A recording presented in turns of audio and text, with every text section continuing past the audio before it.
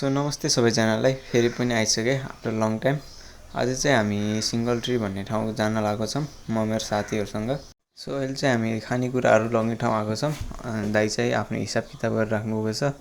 सुरेश यो म चाहिँ बसिरहेको छु, हेरिरहेको छु के लग्यो नि केटाहरूले। अहिले चाहिँ हामी सामान प्याक भएर हिसाब किताब पुरै गरेर निस्किसकेको छौँ त्यहाँबाट।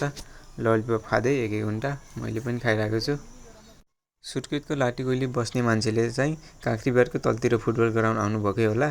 सो अहिले चाहिँ हामी त्यहीँ पुगिसकेको छौँ।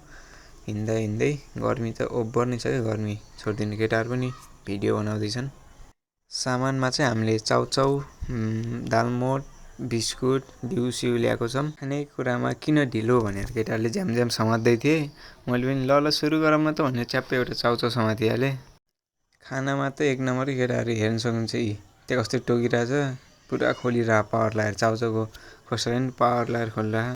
केटाहरूले के भिडियो बनाउने भन्दै थिए, त्यसको क्लिप सानो क्लिप चाहिँ मैले राखिदिएको छु, हेरिदिनु होला। ल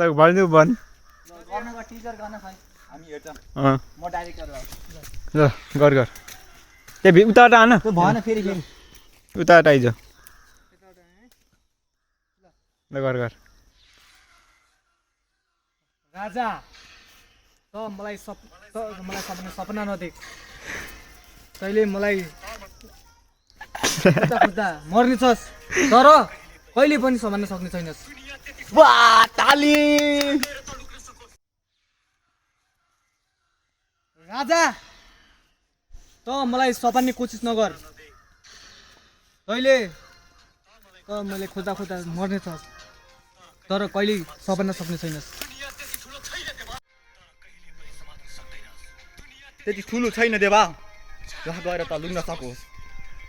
आकाशलाई तोडेर हुन्छ या जमिनलाई फोडेर हुन्छ, तँलाई समाएर नै छानेछु। केटाहरूको त्यो एक्टिङ भइसकेपछि चाहिँ हामी चाहिँ अब घर जाने तर्फ लाग्यौँ। सो आजको लागि यति। राम्रो लाग्यो भने लाइक, कमेन्ट एन्ड सब्सक्राइब गरिदिनु होला र सपोर्ट गर्न नबिर्सिनु होला। By by.